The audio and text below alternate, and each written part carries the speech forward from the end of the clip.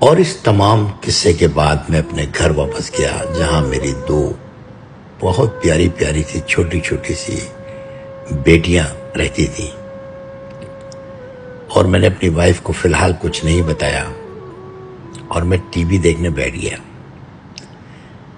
फिर मैंने अपने आप को डिप्रेशन में जाने से रोकने के लिए फौरी तौर पे ये फैसला किया कि किसी से मदद नहीं मांगनी, अपने पांव पे खुद खड़ा होना है। जो होना था हो गया, इसको मैं ढूंढ नहीं सकता। मलिक को कानूनी तौर पर मैं कोई उससे लड़ाई नहीं कर सकता और ये बात वो भी जानता था। मलिक ने वीरा सिंह को अपने साथ रख लिया, क्योंकि मलिक भी यही कारोबार करता था गाड़ियों का जो हम लोग करते थे। और मलिक इसका दोस्त, काफ़ी मुझसे पुराना इसका दोस्त था मलिक। मगर इस वीर सिंह ने मेरे को सीढ़ी बनाया, मलिक को ब्लैकमेल किया, धक्का दिया कि देख मेरे पास और भी कॉन्टैक्ट है, और जापान सेटल हुआ। और बाद में वीर सिंह ने मुझे बताया कि मैं मलिक को जानता हूँ। और फिर इस तरह मेरी मलिक की इसने ही दोस्ती कराई थी। दोस्ती सिर्फ ये थी कि मलिक का जो ब्लैक मनी के पैसे आते थे ना, वो कभी कभी मेरे अकाउंट में आ जाते थे। और वो ब्लैक मनी के पैसे ये लेने के लिए मेरे ऑफिस आता था। बस इससे ज़्यादा मेरी मलिक से दोस्ती नहीं थी। ना मैं मलिक का ऑफिस जानता था, ना घर जानता था। बहरहाल इसका दिया हुआ बिजनेस कार्ड मेरे पास था और फ़ोन पे कभी कभी बात होती। जब इसका पैसा आता था, 200 मान, 400 मान, 1000 मान, जो भी होता था, मैं ईमानदारी से इसको दे देता था। ये जब भी आता था या मैं इसके अकाउंट में जहाँ ये बोलता था मैं डाल देता था। लेकिन अल्लाह मलिक साहब को खुश रखे, आबाद रखे। बाद में भी मेरे ऑफिस साउथ अफ्रीका आते रहे और वही समझते रहे कि मुझे कुछ नहीं पता। मुझे सब कुछ पता था। और फिर वीर सिंह ने मलिक के साथ भी हाथ किया जी। और ये बात मलिक ने मुझे अपने मेरे साउथ अफ्रीका के ऑफिस में बताई कि यार वो तो अच्छा आदमी नहीं था। मलिक इस तरह के आदमी है कि जो बहुत ही ऊपर से मीठे हैं और इनके अंदर कीड़ा लगा हुआ है। यानी ये गेम डालते हैं लोगों के साथ बहुत प्यार मोहब्बत से। है बहरहाल कारोबारी आदमी, इसमें कोई शक नहीं है। मैं झूठ नहीं बोलूंगा, ना कोई एजेंट है, ना कोई इस तरह के लुटेरे हैं। है कारोबारी आदमी। और वो गेम भी इन्होंने अपने कारोबार के लिए डाला था कि ये शख्स खालिद शाह को छोड़ के मेरे पास वापस आ जाएगा तो मैं इसके साथ कारोबार करूंगा। जब मलिक ने उसके साथ कारोबार किया तो वो मलिक को लेके भी भाग गया। मलिक के साथ भी उसने गेम किया, रहा तो वो जापान में ही। और उसके बाद उसने बैंकों से पैसे पकड़े, क्योंकि मेरी कंपनी बहुत बड़ी थी, उसका बहुत बड़ा बैकग्राउंड था, वो उसके हाथ आ गई।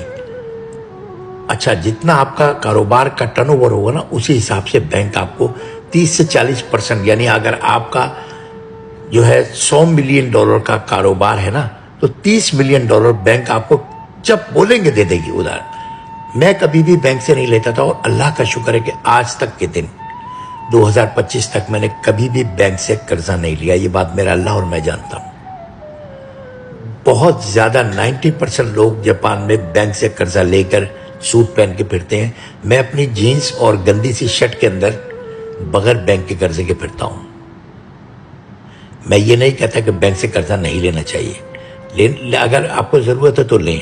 लेकिन अगर नहीं जरूरत नहीं है ना, तो क्या जरूरत है कि बैंक का कर्जा अपने सर पर चढ़ा के रातों की नींद हराम करें और हराम अपने हलाल के पैसे में शामिल करें।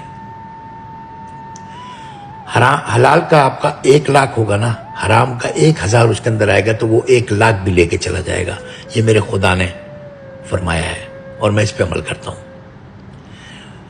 उसके बाद मैंने बैठ के ये सोचा कि अब इसके पीछे भागना, वीर सिंह के पीछे भागना कुछ भी नहीं होगा। जिस दोस्त को भी मार्केट में फौरी तौर पे अब आवाज लग गई कि भाई ऐसे कोई गेम हो गया है। अच्छा, मेरा फोन जो था ना, वो मैंने अपने भाई से वापस ले लिया। मेरा फोन बजता रहता था, गाड़ियां आती रहती थी मुझे। लोगों को ये एतबार था कि खालिद को आज गाड़ी डालो, कल पैसे डाल देता है। ये एक एतबार मैंने अपना बरकरार रखा हुआ था। मैंने कभी किसी का पैसा जापान में नहीं खाया था। उसके बाद मैंने सोचा कि गाड़ियां आती तो रहेंगी और ये गाड़ियां जो है मैं करूंगा क्या। तो फिर मेरा एक दोस्त वो खुद भी श्रीलंका का काम करता था, उसके साथ मैंने डील बनाई। हाँ, उसने मुझे बुलाया कि यार कल मिल मुझसे ना, मैं गया तो उसने मुझे बोला कि मैं तुम्हें, अगर चाहो तो मैं तुम्हें $1,00,000 उधार दे देता हूं, तुम दोबारा अपना काम शुरू करो। तो मुझे उसकी बात पसंद नहीं आई। मैंने उसको कहा कि एक तो मैं प्रॉब्लम में हूं, ऊपर से तू मेरे सर के ऊपर कर्जा भी डाल रहा है, तो मैं तो कर्ज ले लूंगा तो मैं तो रात को सो नहीं सकूंगा, ये कर्जा वापस देना है, ऐसा ना हो मैं मर जाऊंगा, ऐसा ना हो कुछ आगे पीछे हो जाए पैसे, तो मैं कारोबार इस तरह नहीं कर सकता, तू कर्जा रहने दे। तू ऐसा कर कि जो भी गाड़ियां मेरे पास आएंगी ना, तो लड़कों को पैसे मुझे देने होते हैं तकरीबन तीसरे दिन सुबह, दूसरे दिन या तीसरे दिन तक मैं दे सकता हूं।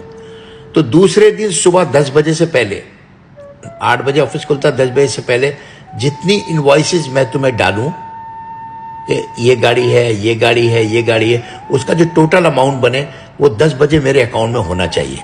तो उसने मेरे साथ मेहरबानी की और उसने मुझसे कहा कि ठीक है 10 बजे तुम्हारे अकाउंट में हुआ करेंगे। और ये सिलसिला चलने लगा कि गाड़ियां मैं वैसे ही लेता रहा। गाड़ियां मैं जिस जगह मैं डलवाता था अपने, जहां मैं यार्ड पे मंगाता था इंस्पेक्शन के लिए, वहां लड़के डाल जाते थे और उसी यार्ड से उसका भी कांटेक्ट था, तो मैं गाड़ियां बाद में उसके नाम चेंज कर देता था।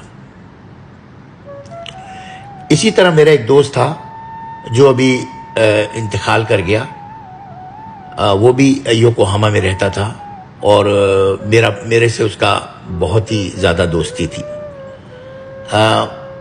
उसका नाम था अरशद वाला। अरशद वाले को मैंने ये बात बताई कि ऐसे ऐसे मसला है। अरशद वाला उस टाइम नया नया सेटल हुआ था बिजनेस में, वो चिली पेरू का काम करता था। तो अरशद ने मुझे कहा कि मेरी गाड़ियां भी अगर आप ले लिया करो ना, तो मैं भी आपको पहले बोलो तो पहले पैसे डाल दिया करूंगा। मैंने कहा नहीं, उसी तरह तुम भी मुझसे कर लो। तो 2 आदमी मेरे पास हो गए। जितने लड़कों से मैं मेरे पास इतनी मेरे, क्योंकि लोग एतबार करते थे, मेरे पास इतनी गाड़ी आती थी, दिन में श्रीलंका की 5-6 गाड़ियां मैं आराम से ले लेता था, जिसमें मैं $200, $300, $400 आराम से बीच में बचा सकता था ईमानदारी से। इसी तरह अरशद की जो गाड़ियां थी, अरशद भाई अब मरहूम है, अल्लाह उनकी मगफरत फरमाए, मेरे साथ बहुत अच्छे आदमी थे। वैसे बहुत गर्म दिमाग के थे वो, मगर मेरे साथ उन्होंने बहुत ही अच्छे आदमी थे। और वो मेरे साथ क्यों अच्छे आदमी थे? क्योंकि मेरी उनकी दोस्ती नई नई थी, तो उनको वो बिजनेस में फंस गए, उनको इतना कारोबार नहीं आता था बेचारे को।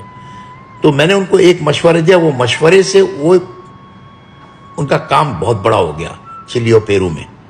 तो मैंने सोचा, अच्छा, उन्होंने मुझसे इस बात का जिक्र किया और एक्सेप्ट किया कि यार तूने मेरे को बता दिया, तो ऐसा मैं काम में चल पड़ा हूं। तो उसके बाद अरशद भाई ने बहुत पैसा बनाया और आज तक मर गए हैं, लेकिन इंतकाल हो गया उनका, लेकिन उनकी कंपनी आज भी चल रही है। उनका छोटा भाई है, बहुत ही अच्छा बंदा है, वो भी बहुत ही अच्छा बंदा है और वो उस कंपनी को चला रहा है। उनकी वाइफ है, उनके बहनोई हैं, वो सब मिलकर उनकी कंपनी चला रहे हैं। मेरा कभी भरा लोगों से रब्ता नहीं हुआ, लेकिन अरशद भाई ने मुझसे गाड़ियां ली और बहुत, वो तो 9 बजे ही पैसे डाल देते थे, 10 बजे का भी वेट नहीं कर, और गाड़ी चेक भी नहीं करते थे, बस ये कहते थे यार आपने कर ली ना, बस हो गई बात। तो उस एतबार के ऊपर मैं दोबारा खड़ा हुआ और कुछ मेरी गाड़ियां इंग्लैंड में मेरे कजन के पास थी, 6-7 गाड़ियां। इंग्लैंड की गाड़ी भी काफी महंगी होती है, $4,000, $3,000, $6,000 की गाड़ी होती है। तो मैं इंग्लैंड गया और इंग्लैंड जाके मैं अपना फोन रोमिंग पे लगा के गया कि गाड़ियां भी खरीदता रहूं, बेचता भी रहूं, और इंग्लैंड की गाड़ियां भी जाके बेची, वो पैसे भी दस्ती में वापस लेके आया और मैं जीरो से दोबारा खड़ा हुआ।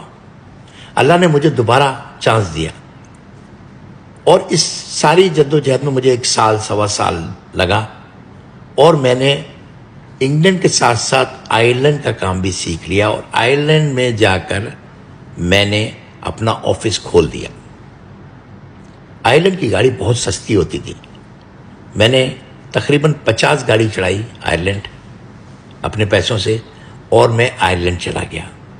जाके वहाँ कंपनी खोली, घर लिया, रजिस्ट्रेशन कराई और दोबारा से कारोबार में वापस आ गया। अल्लाह का बहुत शुक्र है।